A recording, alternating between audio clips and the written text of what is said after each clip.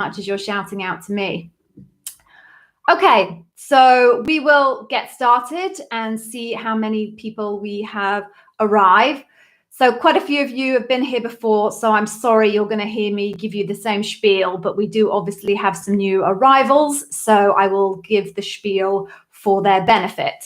So I am Gigi and I am the Amazon interview whiz. This is an image of me, which I rather like. Although I did it when my hair was very short. I created that graphic when my hair is very short, and I realized it's got quite long now, so it doesn't look so much like me anymore, but oh well, I can't be bothered to redo it.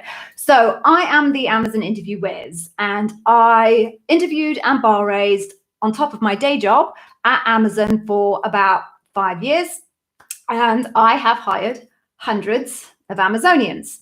I now run my own Amazon Interview Whiz Academy, where I provide all the coaching that you would get from a personal coach to ace your Amazon interview at about 90% less of the price that it would cost you to get exactly the same information from an interview coach.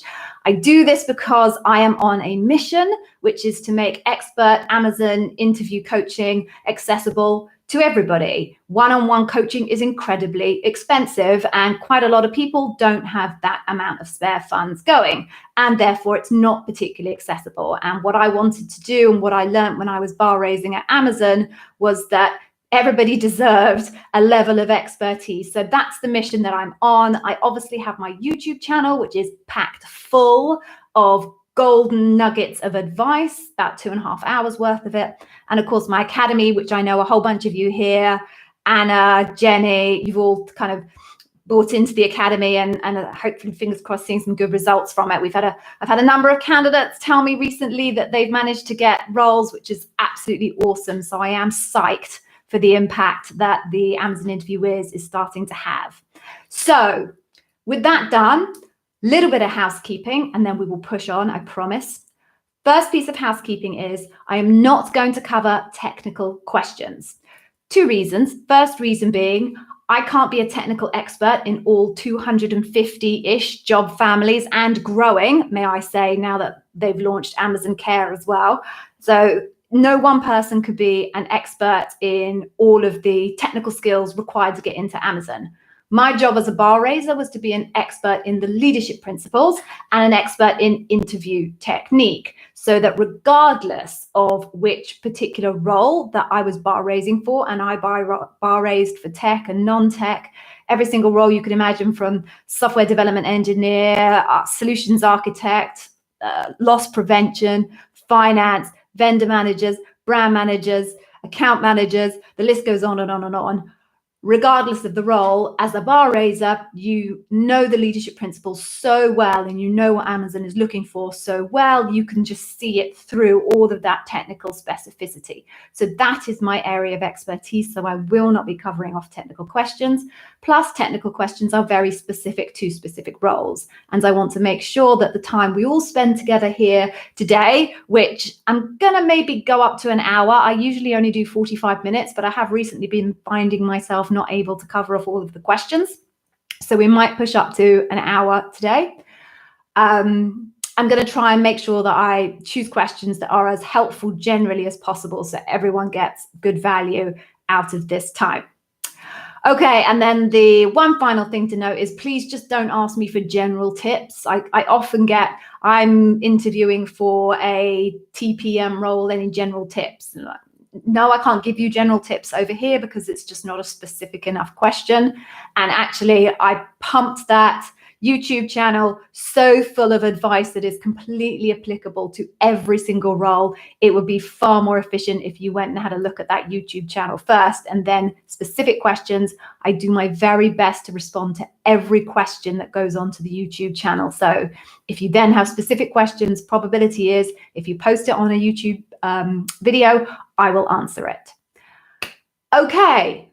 So blah, intro over. Why don't we move on to the questions? So people, I think, have been popping up whilst I did my spiel. So welcome to Elaine. You've just arrived. Oh, good afternoon from India. Is it afternoon from India? Well, it's my afternoon. It's very late where you are. It must be about 11:30 p.m. where you are. So I don't know how you're still awake. I go to bed about 9:30, 10 o'clock these days, but I'm getting old. Jigan, hello. Welcome. Okay, let's get going with some questions and we will see how we get on. So I'm going to scroll up. My goal is to scroll here, pick up your questions and pin them. Sometimes I lose track because a few too many questions and the whole thing kind of jumps up and goes haywire, but we will see how we get on. So let's look. Pavi, you are very welcome for my videos. It's absolute pleasure I don't like doing them, but I like the fact that they are helpful to people. Okay, so moving on. Amit then. Let's start with your question. I'm gonna pin it. Okay. So your question, Amit, is, will it be annoying if we stop the interviewer every time to write down the question? And can we use a cheat sheet with permission from the interviewer? Okay, so I don't think it's annoying at all for the interviewer if you say, can I please just have a second to write down the question? It's far more annoying for the interviewer if you don't write down the question and then you forget the question and you go off meandering on some alternative parallel type question. That's far more annoying. So I promise you that your interviewer would far prefer you took I don't know, how long does it take to write down the question? 15 seconds, something like that, to write down the question, and then make sure that you refer to it and stay completely on point for the question that they've asked you, rather than not allow you those 15 seconds and risk you disappearing off down some tunnel answering a question that they never asked you, which is a complete waste of their time and a complete waste of your time. So no, I don't think it's a problem, and I advocate for it very, very strongly. Okay, and then your next part was, I'm glad you asked this. I think I'm about to post a YouTube video on this, actually. I think it's coming up on Sunday.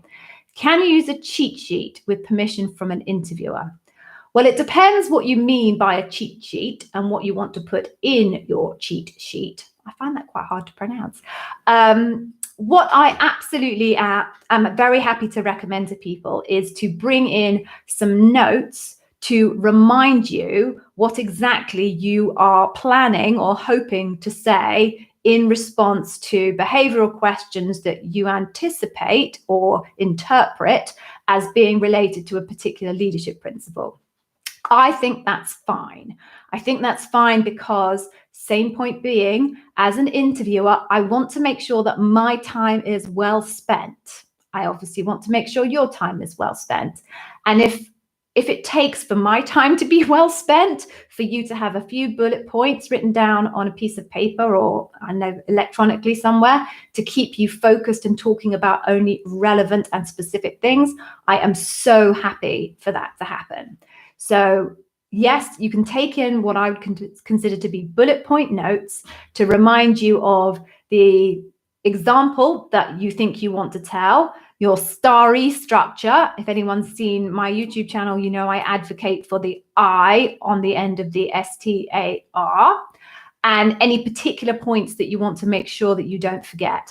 But really, it needs to be bullet points. What you really must not do is have written yourself an entire script.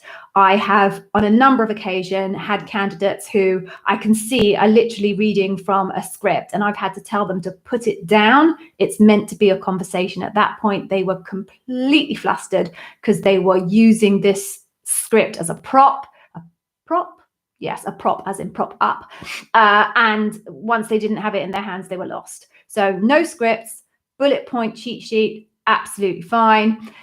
In order to get the permission from the interviewer, I wouldn't ask them, is it okay if I have a look at my cheat sheet? Because it just doesn't sound very good. But certainly say to them, is it okay if I take a couple of seconds to collect my thoughts? Look down, you'll have this thing in front of you. Hopefully you're not rustling paper and flipping things over. So be sure that you've got yourself well organized on the desk in front of you. Gather your thoughts, head up again, and talk. Try and avoid constantly looking up and down, because that's going to make your interviewer, quite frankly, uncomfortable. It's going to interrupt the flow. You're going to get lost. So take those few seconds at the beginning, organize your thoughts, head up, and off you go. Okay, I hope that was helpful, Amit. Thank you very much for that question. I get that question quite frequently, so I'm pretty confident many people will find that useful. So I'm going to move on. Okay. Ooh.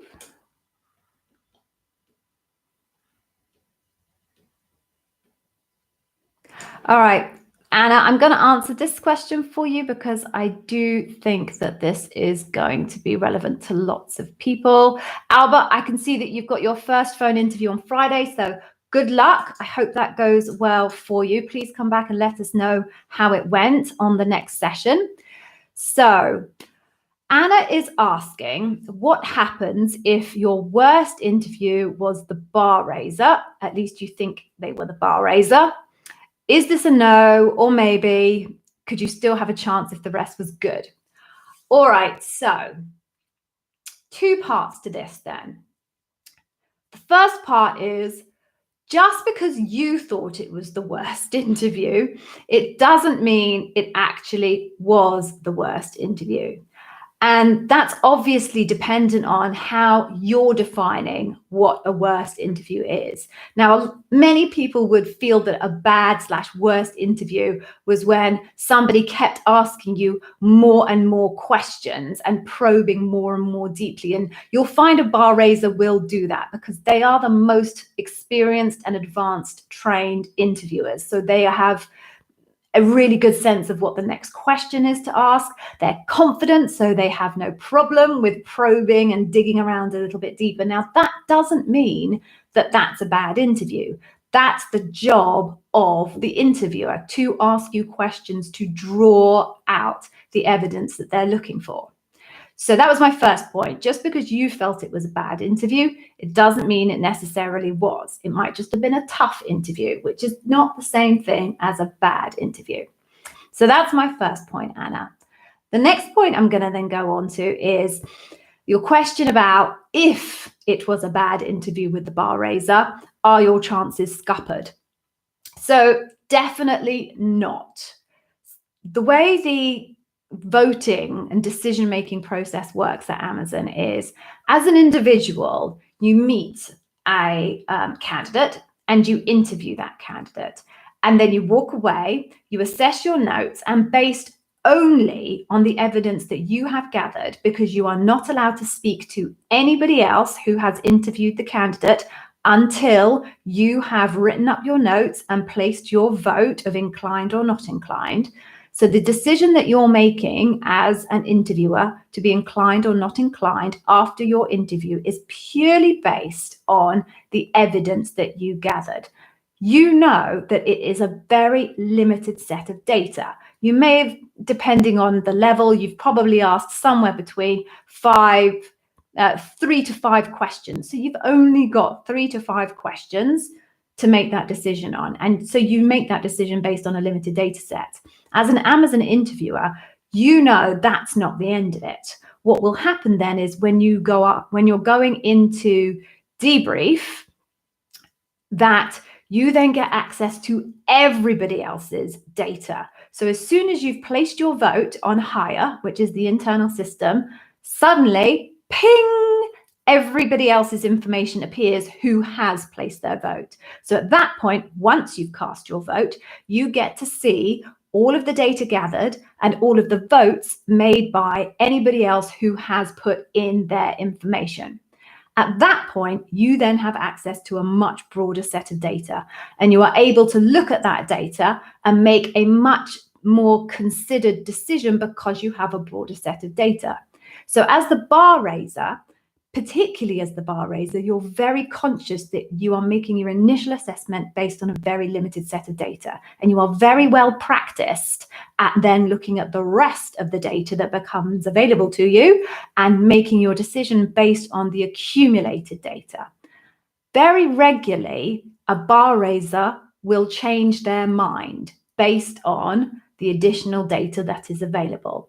I certainly changed my mind from inclined to not inclined and from not inclined to inclined on many occasions based on the fact that I only had 3 questions as my data set to place my initial vote.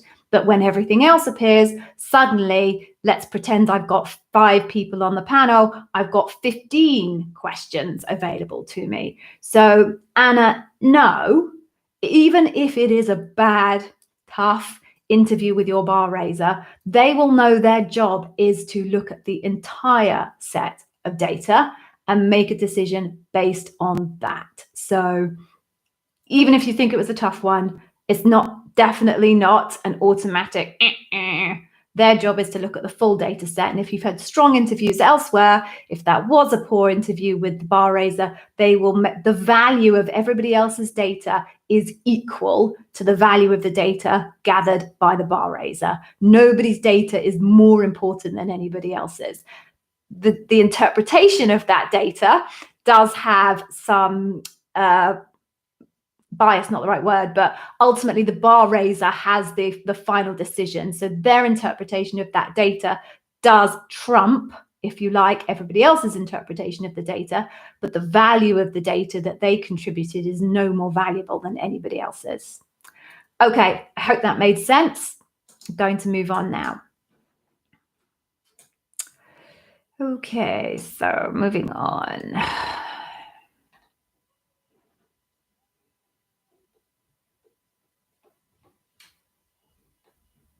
Ooh, big jump there, big jump, lost control of this baby. All right.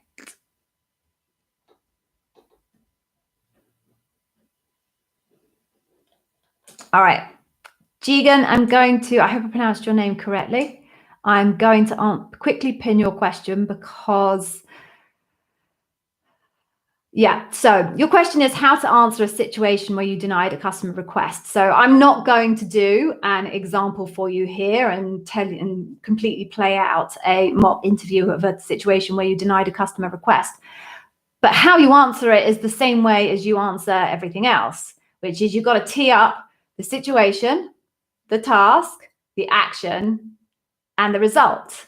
Now, obviously, the leadership principles that are playing into a question like that is it's a customer request. So the word customer is a bit of a cue. So you need to be thinking about customer obsession. You're probably going to need to be thinking about earns trust, because if you are, let me just reread the question. If you're in a situation where you said no to a customer, then that could be a trust burner. So how are you going to deal with earns trust?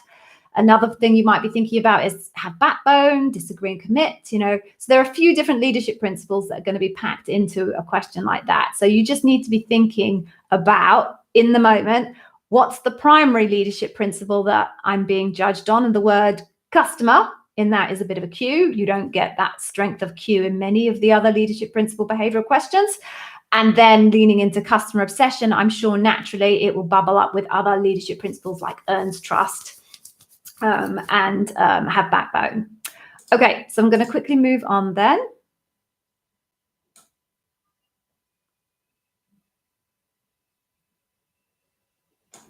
Oh, a boomerang. All right. So Balu, I'm going to pronounce it that way. Again, I apologize if I got that wrong. So tips and advice to give an ex-Amazonian. And the reason I say boomerang is that's an internal term for an ex-Amazonian, someone who comes back into the organization. Well, I think the one thing that you have to remember, and I think this is useful to share with everybody else, is the bar is always raising. So every single year, the standard of the people that you're competing with, which is the current population, and what you need to convince your interview panel of is that you are better than 50% of that current population. The bar is always raising. So the big risk for boomerangs is that Amazon obviously is frozen in your mind. Your memories are a fixed period of time.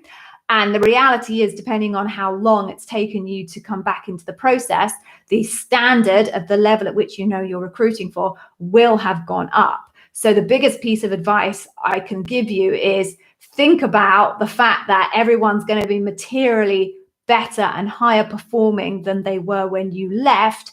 And when you're thinking about the examples that you need to demonstrate, and you'll probably go back to your Amazon pool for those examples, you better find the bestest and strongest ones you can find, because the ones that you used to get in originally probably won't cut it anymore because the bar will have gone up. Okay, so, and that's true for everyone else, by the way. A lot of you, I know, apply for Amazon like a number of times, like either 6 months or a year apart. So you need to bear in mind that every single year, I mean, obviously it doesn't happen on an annual basis where a clock ticks and suddenly everyone becomes 50% better, but just conceptually speaking, every year the bar is going up and the strength of the people that you are being benchmarked against goes up. So you constantly are challenged to, if you're coming back time and time again on interviews, to raise the bar on your own interview examples in order to prove that you're bar raising. Okay, so I'm going to move on from that one. Thank you very much for that question and good luck.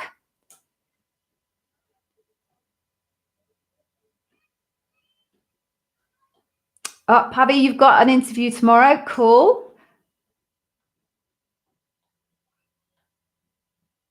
Okay, so you've got a couple of questions there. So let me just give me a second. Okay. All right, so I'm just gonna pin this because this is a question specific to you, but I think it's got a useful kind of broad set for everyone. So your question is, it's 3 parts. So I'll just summarize for everybody else because they're not going to see it. So you've had large gaps between your first phone screen, your second phone screen. And you're asking me, is it normal to have such large gaps? Does it mean you're not a top contender? Okay, it has nothing whatsoever to do with your caliber as a contender. So 2 parts here. There is no such thing as a contender in an Amazon interview process. You're not being pitted against other people who have also applied for the job. I do definitely have a video about this on my YouTube channel, which talks about why you are not being compared to other candidates. I will summarize it very briefly now. The way Amazon works is a process called first past the post. So it is a conveyor belt of applicant to first round, to second round, to third round. And whilst you're at a second round, somebody else is going to be at a first round. Whilst they're at a first round, somebody else is going to have their CV reviewed. It's a constant conveyor belt. What other companies do is they pull it all together. So all CVs are gathered together, resumes, and assessed against each other. And then everybody is interviewed for, sorry, just noticed a dusty shirt, sorry. Everybody is interviewed for round 1 and then compared against each other, and the best candidate moves through to round 2. Doesn't work like that at Amazon. So there's no such thing as a contender in comparison to everybody else. So that's the first thing. The second thing is the timings of your interviews are completely dependent on the availability of the people who need to interview you. So if there are large gaps between phone screen 1 and phone screen 2, it will simply be because the person that the hiring manager wants to do your phone screen 2 is simply not available any earlier. So there is no causality or correlation between how long between your steps with how strong you are or aren't as a candidate. Okay, so I think that then covers that one. So I'm just going to unpin that. Okay, this is gone. Hello. Welcome. This is definitely the first time I've seen your name. So you are very, very welcome to my Amazon interview coaching. So your question is, you have already passed 2 phone interviews and you're about to have a loop. Congratulations. Amazing. I calculated, broadly speaking, earlier on today that between 9 and 12% who make it through round 1 make it all the way through to loop. So you have done a stellar job getting to loop. Very impressive. What should you expect from the 30-second lead recruiter's call? Okay, so that is all about prepping you for the loop. Your recruiter has massive skin in the game with your success. Recruiters are remunerated and targeted on their ability to fill roles.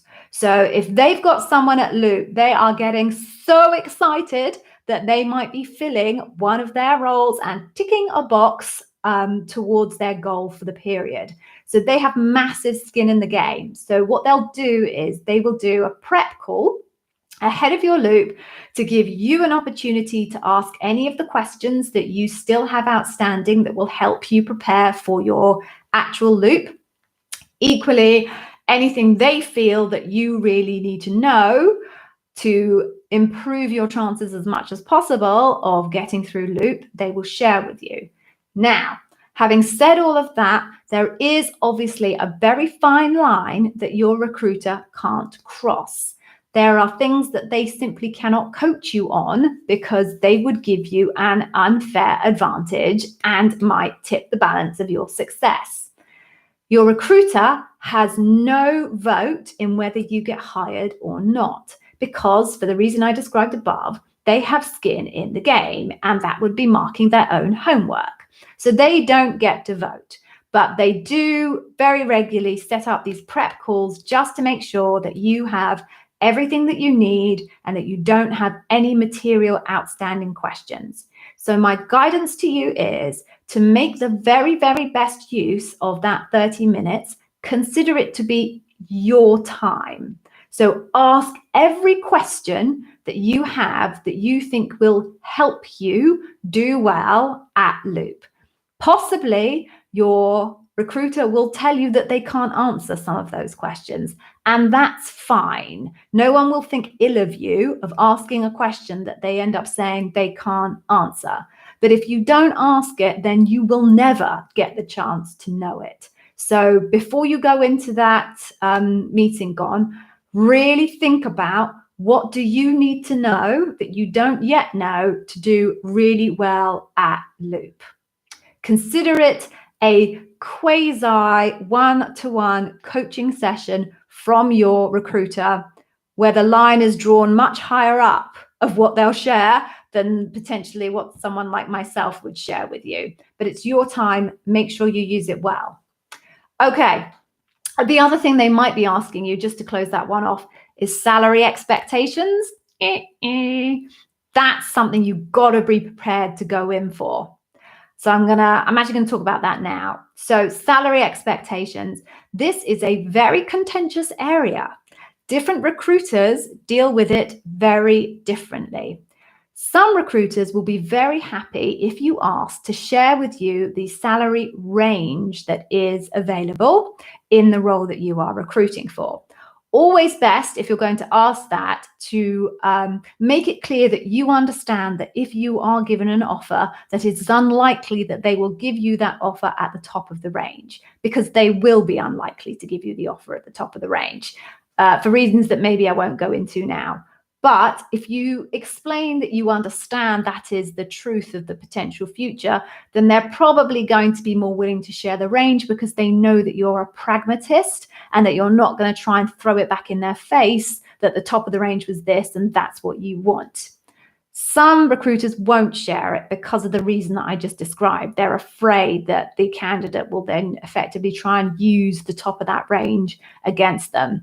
I think it's really important, and a lot of other Amazon recruiters are aligned with me, that the expectations that you have and what they can offer are well aligned before you go very far down the interview process, because it's a waste of everybody's time if you make it all the way through to offer only to discover that they can't afford to pay you what you need to be paid. That's a waste of everybody's time. Not everybody purports to that position, but I think in your prep interview or your prep meeting with the recruiter, that issue might come up. So just be prepared to think about how you want to address the compensation question that is quite likely to come up. Okay, I hope that was useful to you and everybody else. Let's move on. Oh, we've got loads of questions now. That's exciting. So let's just scroll back. Okay, yeah. So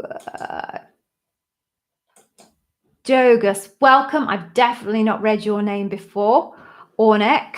So welcome. Thank you very much for joining us. I'm delighted to have new people coming along every week. It's so exciting. Okay, so your question. I have had this question actually a few times over the past couple of days, so that's why I'm popping it up now. So you want to know, is the second phone interview, different from the first one? Can you give the same experience as answers to the behavior questions in both? Okay, so 2 parts to that. First part, second phone interview should be broadly exactly the same as the first in its structure.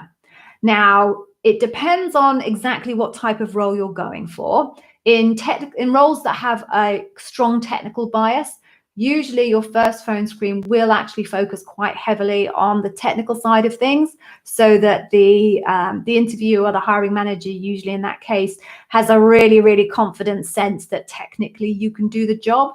And then when you move into the second phone screen, the bias swings much more towards the behavioral questions that line up to the leadership principles. If you're not going for a technical role, then usually actually both phone screen 1 and phone screen 2, should you have a phone screen 2, are very focused on the leadership principles. So you shouldn't expect anything materially different between your first interview and your second interview in terms of the structure. You should be prepared to talk about the leadership principles in the star E format. You might be asked some more technical questions again if you're going for a technical role. Excuse me, my husband is calling me and he knows I'm on a live. So honestly, can't get the help these days, can you? Okay, so that's the first part of your question. The second part of your question, and this is why I pinned you up, because this is the really important part, is you're asking if you can use the same experience to the behavior questions in both interviews. My very strong guidance is you do everything you can not to repeat the same example across different stages. That's because Amazon is trying to gather as broad a data set on you as possible to make a decision as to whether you are consistently a high performer. They don't want one-hit wonders. They don't want people who have 1 or 2 amazing examples in their career and nothing else. What they want to see is people who are consistently performing at a high standard, so that they can be confident that when they land in their business, they are going to continue to perform consistently at a high standard. So if you only pull out the same example repeatedly, you run the risk of looking like a one-hit wonder or a 2-hit wonder, but you get my point. Now, that comes with a slight caveat, as most things come with a slight caveat when it comes to Amazon interviewing, which is Amazon understands that you're going to be asked a lot of questions in the process of your Amazon interview if you make it all the way through to panel. If you've done round 1, let's say 3 questions, round 2, another 3 questions. If you get to panel, you've probably got 5 panelists asking you 3 questions each on average. So you're up to 21 questions already. Okay, so coming up with 21 unique, incredibly impressive examples is so hard. I mean, I don't think I've ever known anyone that could do that, quite honestly. So there's definitely an expectation that you will repurpose some examples, because the truth is, in your professional career, it's not possible to only exhibit one leadership principle in a scenario, right? That just doesn't happen. I can't even imagine a scenario that I could make up for that one, right?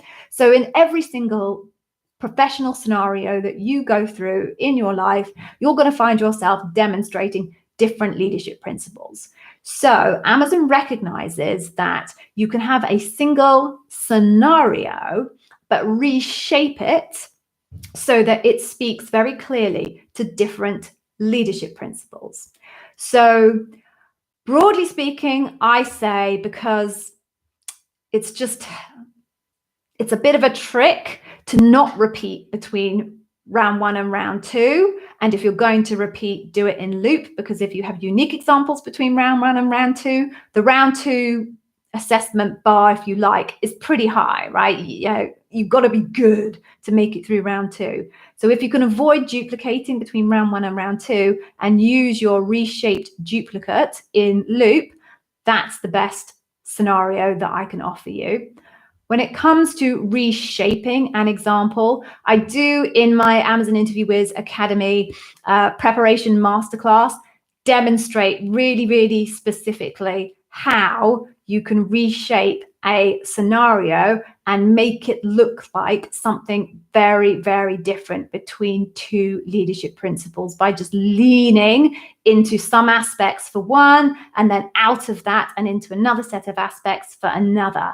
So if you want to develop that skill and really understand how you strongly reshape, then I'd suggest, of course, I would suggest you go and have a look at that leadership principle masterclass. It's only $35. Okay, so I'm going to move on. Thank you for that question. You let me cover some really good ground there, so I appreciate that one. Okay.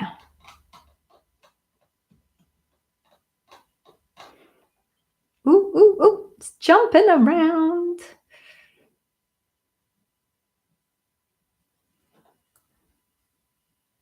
Okay, Stuart, so I was about to pin this and then you've just asked me, how do you tailor an example if you want to use it across two leadership principles?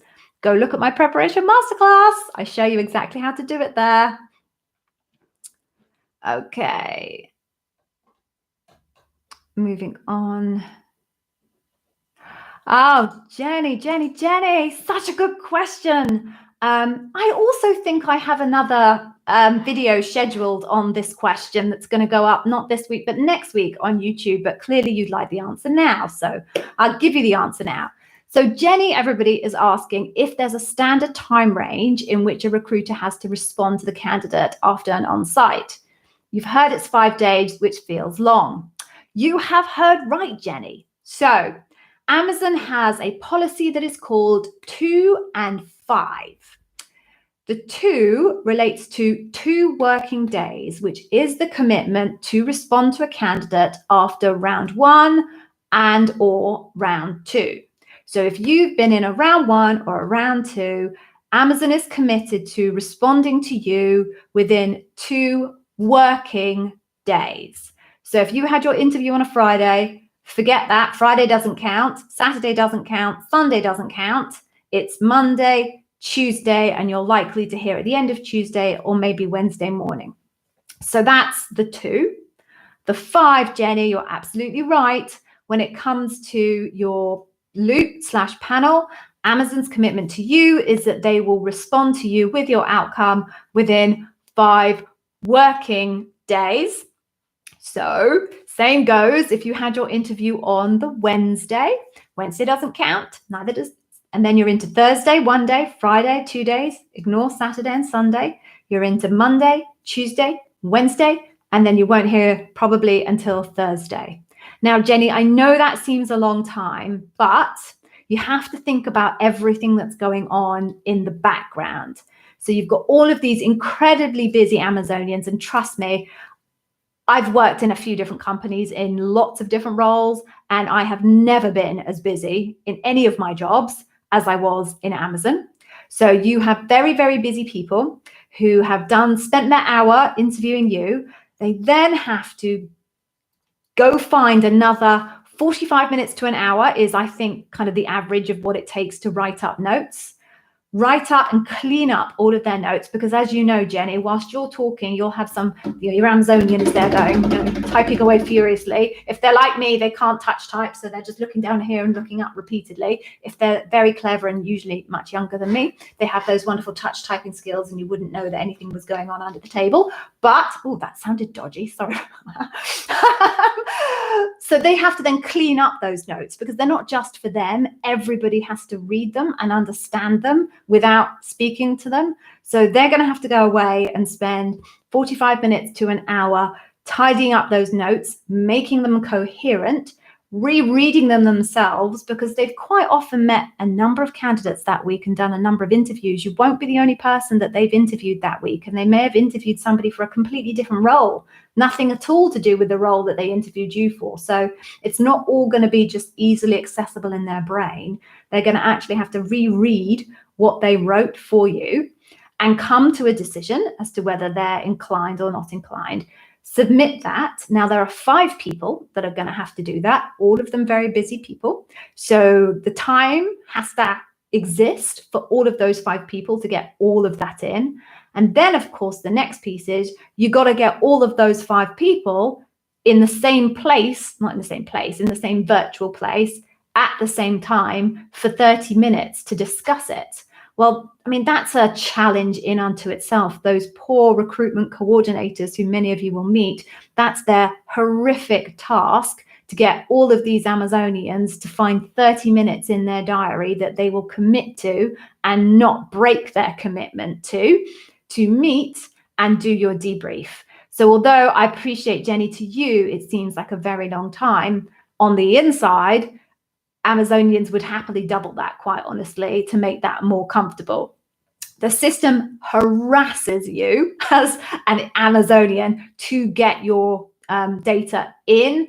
Automatic messages get sent to you every 24 hours. If you haven't submitted your vote, the emails go to your manager, and if they don't get done, it then goes to their manager. That there is a whole mechanism to shoestrap, belts and braces up this commitment to 2 and 5. It gets reported on. Teams get blacklisted or black flagged if they perform really badly on the metrics of achieving 2 and 5. So I know it seems a long time to you, Jenny, but honestly, everything possible is being done in the background to try and get that answer to you. Okay, I hope that was useful. Obviously, that doesn't, it's not going to help anyone pass their panel, but it's really useful, I think, for you guys to understand what's going on in the background, just to give you that little bit of confidence. Thank you for the question, Jenny. Okay.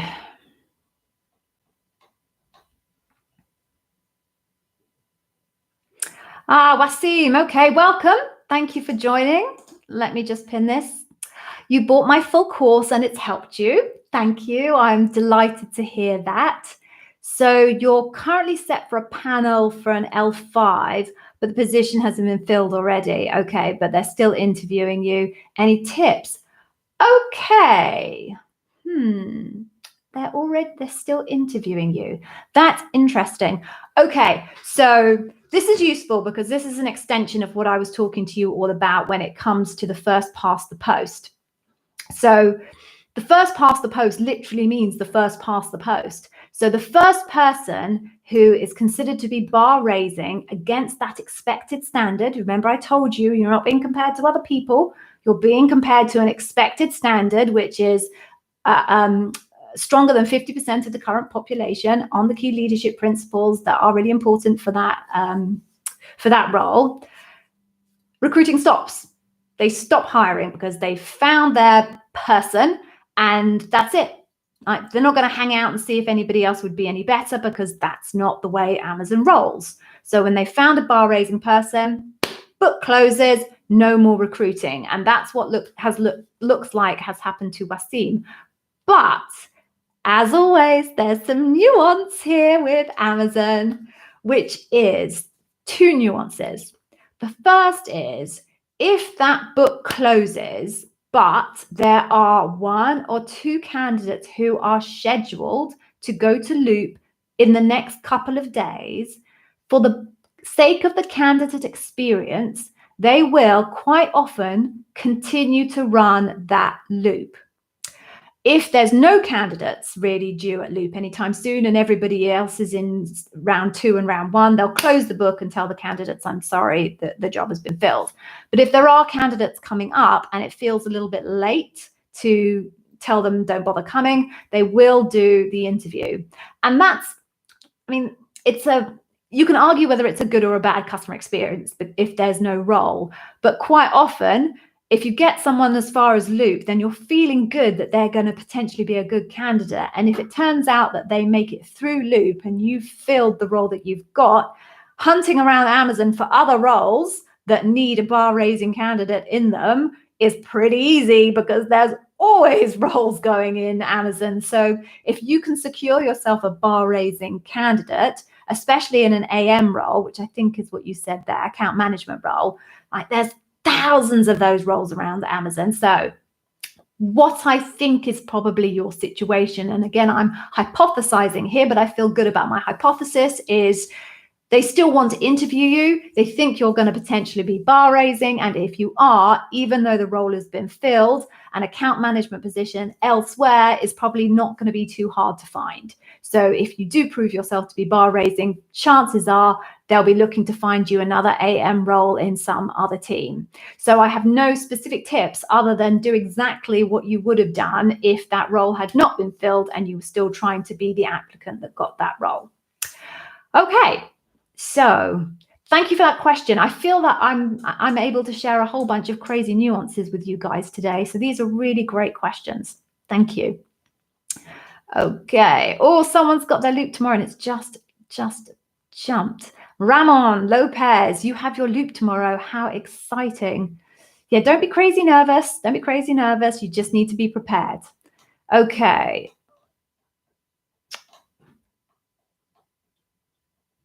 Okay. Albert, I am pleased you asked this question. So I do not yet have a video on this scheduled to go up on YouTube, but it is in my backlog. So I'll share it with you guys now. You get a sneaky advanced view of this. So Albert wants to know if your interview is part behavioral, part technical, part principles. Well, behavioral is the principles, so two parts. Let's do behavior and technical. How heavily is each area weighted?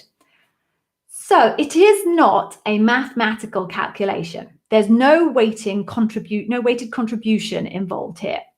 So if you do your technical interview or your technical assessments or interview, because sometimes it's an actual assessment, sometimes someone's just asking you verbal questions to test your technical skills, you have to achieve a particular score or level to make those people comfortable that you can technically do the role.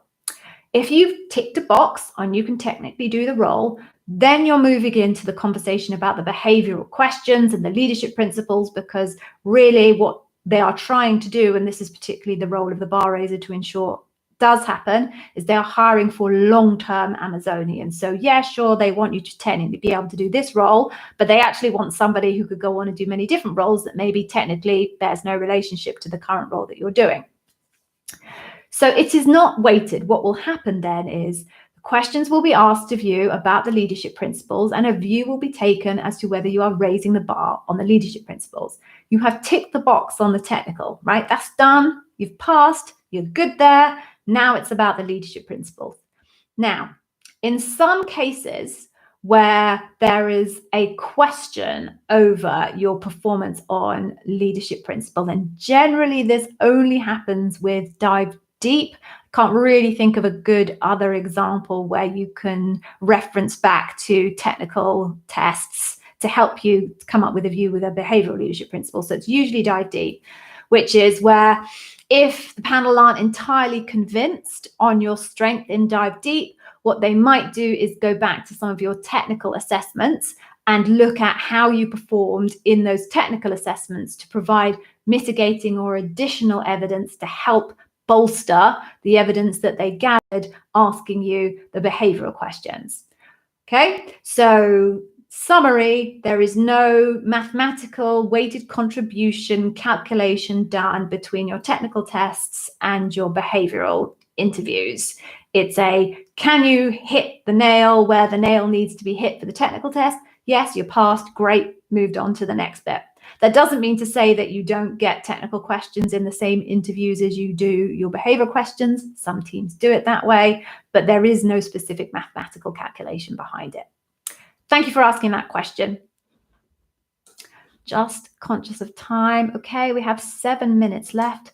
This goes so fast. I don't understand how it's possible that talking to yourself can go so fast.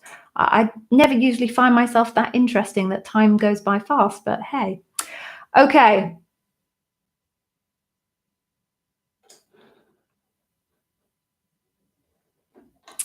Moving on then.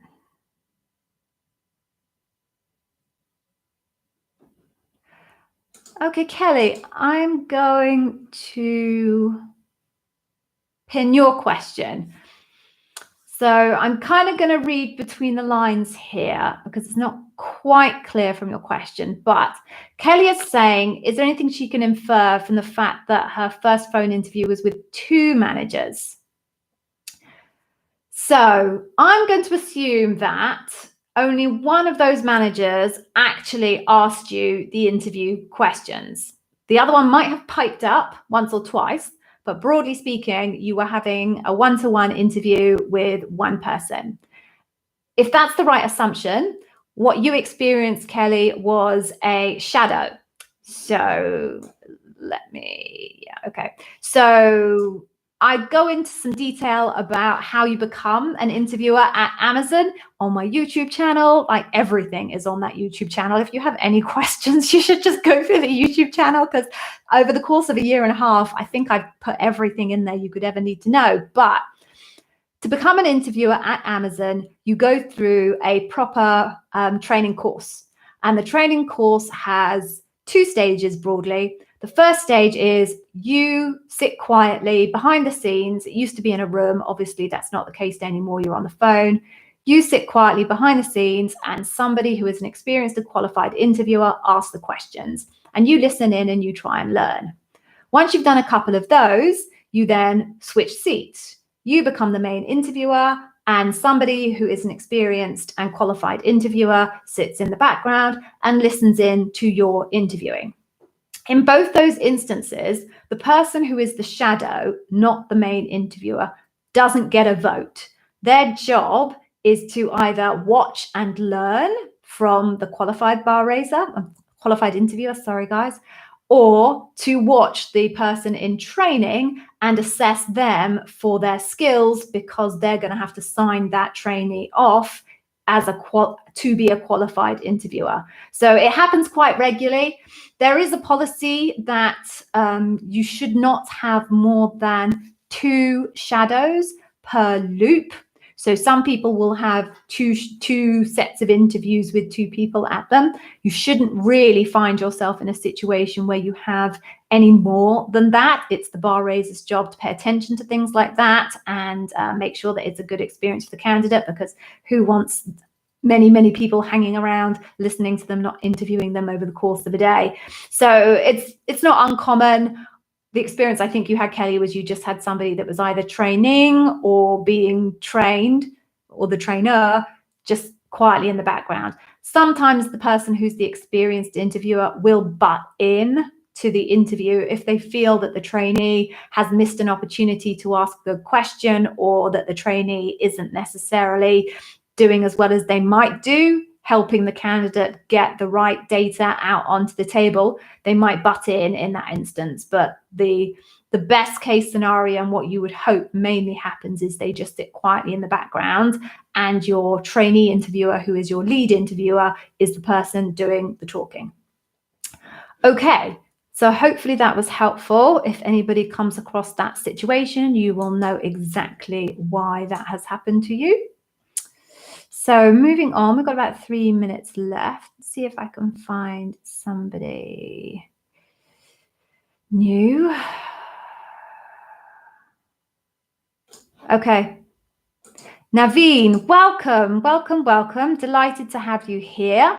So, writing assessments. So Naveen's question is that he's applied for an L6 technical role, and part of his process is that he has to provide a writing sample. What's the expectation of the sample in the decision making? So a whole bunch of you will never have to do a writing sample. So if that's you, sorry, I'll try and talk quickly. Anybody who is applying for an L6 role or above will be asked to submit a writing sample. That's because all meetings that happen in Amazon happen around a written document. Everybody walks into the room, someone produces this written document, you sit and read it for 30 minutes in complete silence. It's such a weird experience when it first happens to you. You write notes, you kind of have some thoughts, and then after the 30 minutes, discuss. That's the way the meetings happen. So if you're a senior person, L6 or above in Amazon, you are going to find yourself regularly writing documents to get decisions made. So that's why a sample is asked for, because Amazon needs to understand that you can string a sentence together, basically. If you're applying for a role in another skill set where writing is pretty important. So I name roles like finance, product management. You will probably be asked to do a writing sample even in the roles that are L5 roles because it's such an important element of that particular skill set. What they're looking for, Naveen, in that writing assessment is that you can string a sentence together. I go back to my point earlier, which is there is no weighted contribution that the writing sample makes to the overall assessment, but it's an important box that needs to be checked. The hiring manager and the bar raiser are the people who are tasked with making sure that they have read your written sample. And in the course of the debrief, the bar raiser will say, let's talk about the written sample. Hiring manager, I've read it. These are my thoughts on it. Did you read it? What are your thoughts on it? You just have to be able to write a clear and well-structured piece of work. When anybody comes into Amazon, the truth of the matter is almost everybody has to learn how to write well in the Amazon way. And it's really, really difficult to be very specific and articulate exactly how the Amazon way is different from the non-Amazon way. So I'm not going to try it. But pretty much everybody that goes in to Amazon has to learn how to write a good Amazon doc. So the assumption is that your writing sample just needs to demonstrate that you can write clearly, specifically, concisely, coherently. And if you can do those things, tick. Writing sample was good. Fine. Let's move on.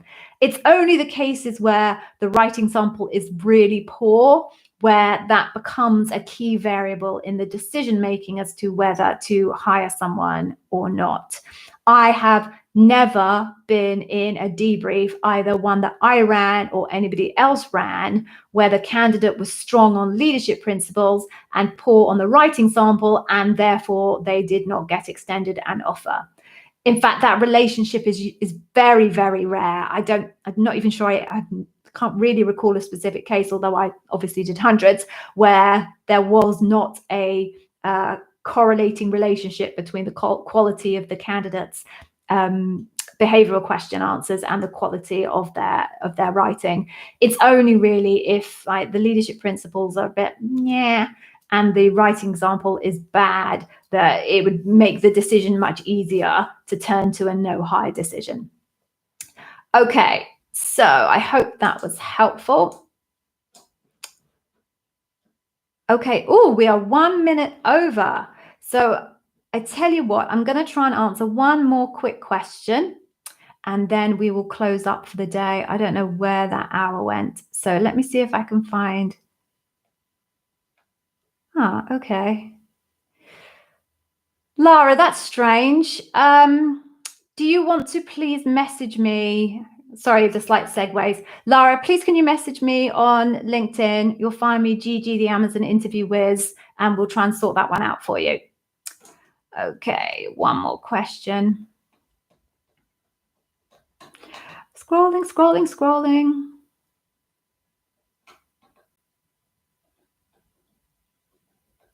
Okay, Rajesh, I'm gonna answer this question for you because this is totally relevant for many people.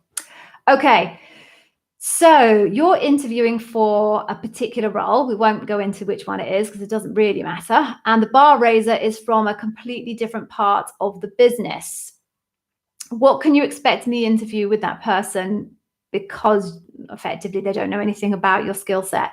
So as I mentioned earlier, I'm not sure that you were here at that point. The whole point of the bar raiser is that they are not from the area that you are interviewing for. They have no vested interest in you getting the job whatsoever. And their job is to be a completely impartial third party to make sure they are hiring the best person for Amazon, not the best person for that role. So that's why you'll find the bar raiser usually comes from a part of the business that has nothing whatsoever to do with the role that you're hiring for. The challenge there that you have rightly pointed out is that, technically speaking, they will probably have no clue about the technical nature of the work that you do, which can be very challenging from a candidate's point of view, because you're going to have to probably explain, and looking at the type of role, Rajesh, that you're talking about, is probably a highly technical role. You're going to have to find a way of communicating concepts that are pretty complex and highly technical to somebody who hasn't got a clue what you're talking about. The good thing is, when you are a bar raiser, you can see past all of that because the context doesn't really matter. What you're looking for is the behaviors. Am I seeing behaviors of earning trust? Am I seeing someone who can break down barriers and never give up, deliver results? So the fact that this person doesn't know your skill set and won't really understand the technical nature of what you're talking about should be completely irrelevant because they can see through it. But my only advice is you do have to be super careful about using acronyms. You're going to have to make sure that that person is following you without patronizing them. I cannot tell you how furious I used to get as a marketer when I was in technical interviews, and I felt deeply patronized by someone who thought I was too stupid to understand the technical nature of their role. So do be careful. I'm sure you wouldn't do it on purpose, but do be careful. So if you have acronyms, then explain the acronym, explain what the acronym means, make sure that they understand it, and then next time you can just use the acronym. So just be a little bit careful about how you articulate the technical nature of your role, but you can fully expect that your bar raiser should be able to see through the technical nature of it and identify the behaviors of the leadership principles because they know them inside out, back to front. They are tattooed on the inside of their eyelids. I can still see mine now, even these many months after I left. Okay, so we are now out of time.